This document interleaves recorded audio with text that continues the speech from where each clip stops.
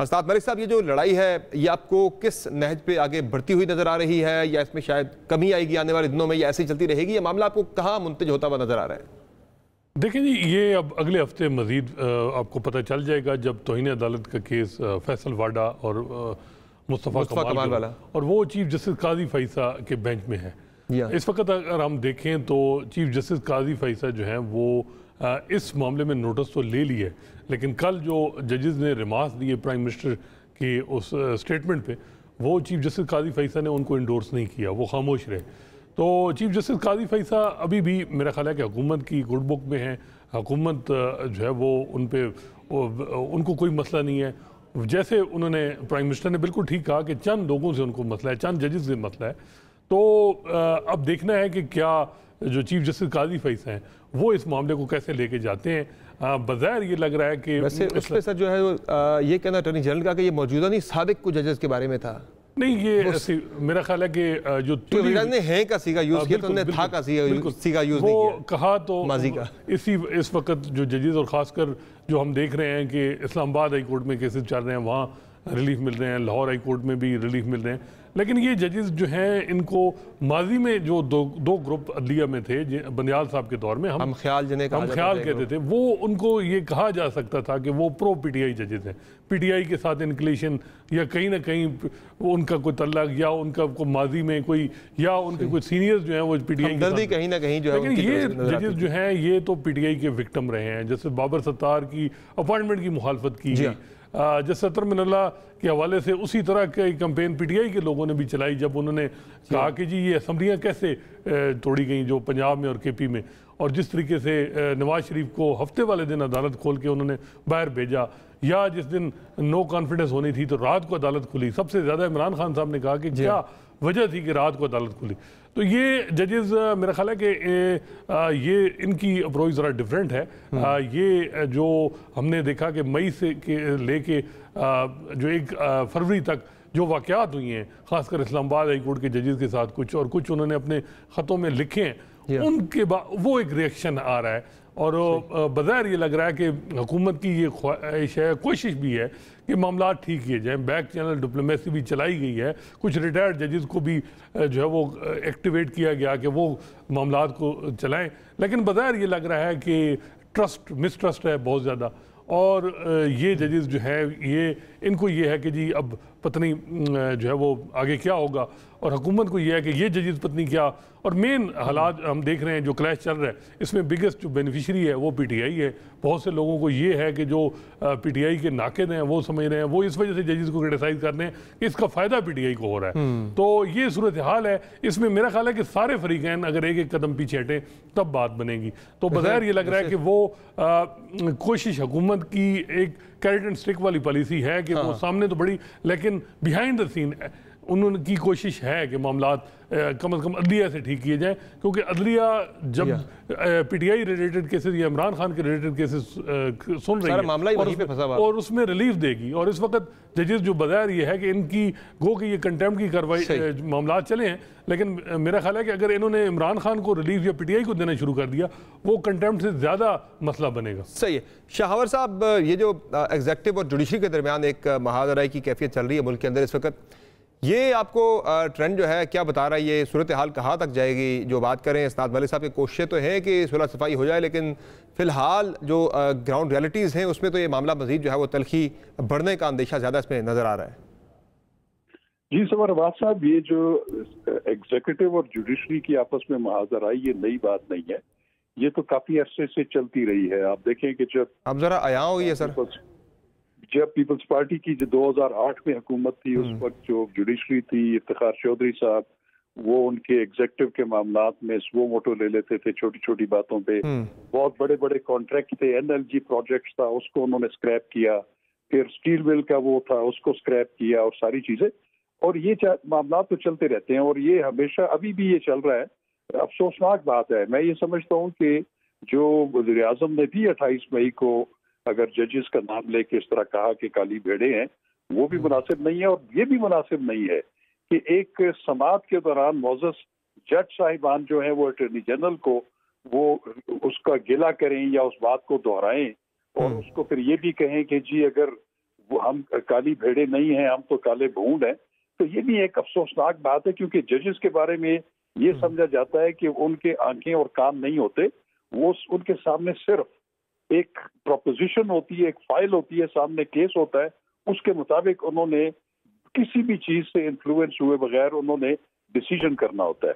तो ये एक इनबैलेंस चला आ रहा है। लेकिन मेरे लिए जो सबसे ज्यादा परेशान कौन सूरत हाल है वो ये है कि जो एक अदलिया वर्सेस मिलिट्री एस्टेब्लिशमेंट जो एक हाइप क्रिएट हुई और इख्तलाफात हैं, ये ज्यादा खतरनाक है। मैं आपको बताऊं, उसकी वजह ये है कि आईने पाकिस्तान में अगर किसी को प्रिविलेज हासिल है दो इदारों को, वो अदलिया भी है और अफवाज पाकिस्तान भी है।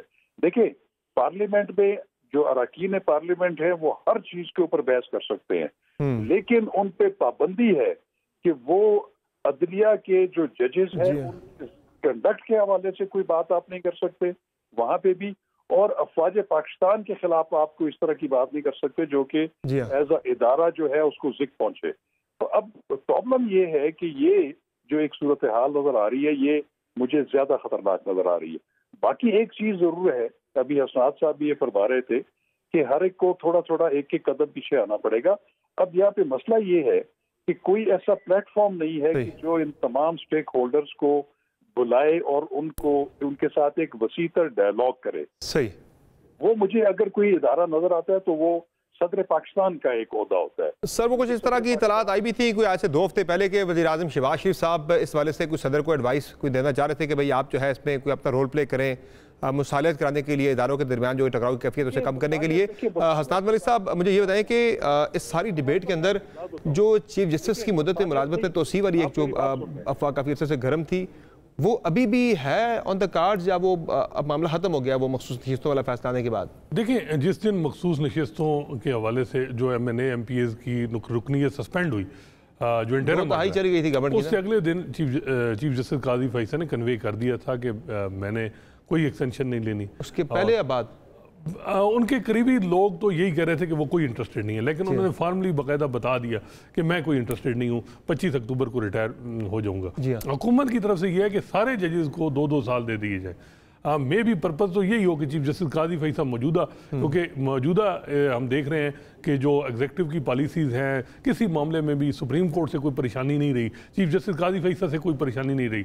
उनकी ख्वाहिश एग्जेक्टिव की इस वक्त बहुत ज़्यादा है, टॉप फैसलीज की कि जी जो चीफ जस्टिस काजी फैसल हैं ये इनका टेन्योर एक्सटेंड हो, कम से कम 2 साल हो। तो उसके लिए यह है कि बेहतर है कि सारे जजेस का टेन्योर बढ़ा दिया जाए। अब इसी वजह से अब आपने देखा होगा कि रिजर्व सीट में जो फुल कोर्ट बना है बेंच, ये इसमें भी देखते हैं, जो बताया जा रहा है कि कमेटी में पहले ये प्रपोजल थी कि जो जजेस जो चीफ जस्टिस हैं, जो फ्यूचर के चीफ जस्टिस हैं या जो इफेक्ट होंगे ऐसी कोई कॉन्स्टिट्यूशन अमेंडमेंट से, वो बेंच का हिस्सा ना हो और दूसरे जजेस वो हों। लेकिन बाद में फिर ये आइडिया दिया गया कि जी फुल कोर्ट हो, और खैर जस्टिस मुनीब अख्तर जो तीसरे मेंबर थे कमेटी के, उन्होंने डिसेंट किया।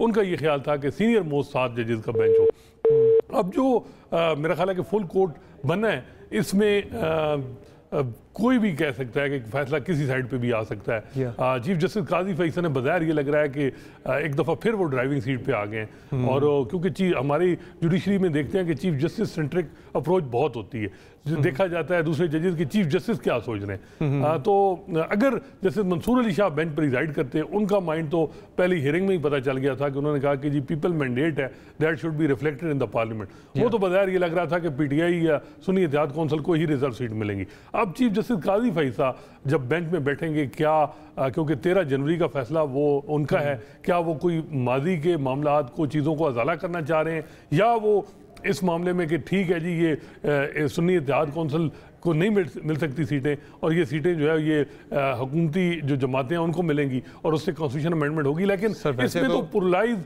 इस माहौल में, और जो अगर लेजिस्लेशन होगी तो अदलिया ज़्यादा कंट्रोवर्शियल होगी। अगर कोई होने भी है कॉन्स्टिट्यूशन अमेंडमेंट, मेरा ख्याल है कि PTI से भी बात हो पार्लियामेंट में तो तब बात है, अदरवाइज तो बहुत मसाइल होंगे। और मेरा ख्याल है कि चीफ जस्टिस काजी फैसल को बल्कि पहले दिन ही बेंच में बैठ के, और दूसरे जजेस, सारे जजेस, क्योंकि अब प्लान तो सब जजेस को बेनिफिट देने का है, इनको क्लियर करना चाहिए कि क्या जी कोई हुकूमत इस किस्म की चीज़ ला रही है और एक ऑफर उनको हुकूमत दे रही है, तो अब इस केस में क्या वो किस सोच के साथ वो बैठेंगे। वैसे ये बड़ी इनके लिए मुश्किलात होंगी। वैसे ये होना तो नहीं चाहिए किसी भी मुल्क के अंदर, जुडिशरी हमेशा जो है वो उसको आप प्रेडिक्ट ना कर सके। जी जी। लेकिन पाकिस्तान में अनफॉर्चुनेटली बड़े अरसे से जब बेंच बनता है तो हम पहले ही बता देते हैं यार ये 3-2 का फैसला आएगा, 4-1 का आएगा। तो ये क्या आपको लग रहा है फुल कोर्ट में क्या मुमकिन प्रोपोर्शन क्या बनेगी फैसले के टाइम पे? देखिए, मखसूस किस्तों के केस की बात कर रहा हूँ। जो हम देख रहे हैं कि अब तकसीम हो गई है वहाँ। अब वो एक दौर था जब हम कहते थे कि बंदियाल ग्रुप, हम ख्याल जजेज और एक आइन पसंद जजेज, अब वो सूरत हाल जो जजेज ने इस्लामाबाद हाई कोर्ट के जजेज ने खत लिखा है, अब तकसीम बड़ा ज़रा डिफरेंट हो गई है। लेकिन मैं फिर भी समझता हूँ कि स्लाइटली एज चीफ जस्टिस काजी फैसला को है। अच्छा। और उनको उनकी जो अप्रोच है वो देखनी है कि क्या, और ये उन्होंने चीज़ों को बजाय ये लग रहा है स्ट्रेटेजाइज किया है और अब वो बेंच में हैं। और मेरा ख्याल है कि वो जो सोच के साथ होंगे जो है वो वही देखा जा सकता है। एक जज के साथ मेजॉरिटी हो, क्योंकि 3 जजेस वो हैं जिनको हम माजी में कहते थे कि ये बंदियाल कैंप के जजेस हैं। तो माजी में वो उनको पीटीआई भी बड़ा उनको ग्लोरीफाई करती थी। कुछ जजेस हैं जो इस 6 जजेस की खत पे उनका एक पॉइंट ऑफ व्यू जरा डिफरेंट है और बड़े उनकी सोच है जिन्होंने इंटरम ऑर्डर दिया है 3। तो अब देखना है कि उसमें क्या सूरत हाल बनती है। बजाय ये लग रहा है कि चीफ जस्टिस काजी फैसला ये भी हो सकता है कि 13 जनवरी के फैसले के बाद वो चीज़ों को ये भी कह सकते हैं कि हमने, इसका मतलब ये नहीं है कि आप एक जमात है जिसको रिजर्व सीट मिलनी चाहिए थी उनको नहीं मिली। ये इस किस्म की भी उनकी और इसके ज़रा इस फैसले के कॉन्सिक्वेंसेस बड़े दूर तक होंगे। ये सिर्फ तहरीक इंसाफ की मखसूस नशिस्तों तक नहीं रहेगा मामला महदूद, बल्कि ये हुकूमत को दोबारा से 2 तिहाई अक्सरियत मिलने की तरफ ही मामला जा सकता है। वो 2 तिहाई अक्सरियत होगी तो आईनी तरमीम होगी, तो जजेस की मुद्दत मुलाजमत बढ़ेगी, कम होगी। और इसी वजह से पूरी चेन है, इसी वजह से फुल कोर्ट सही।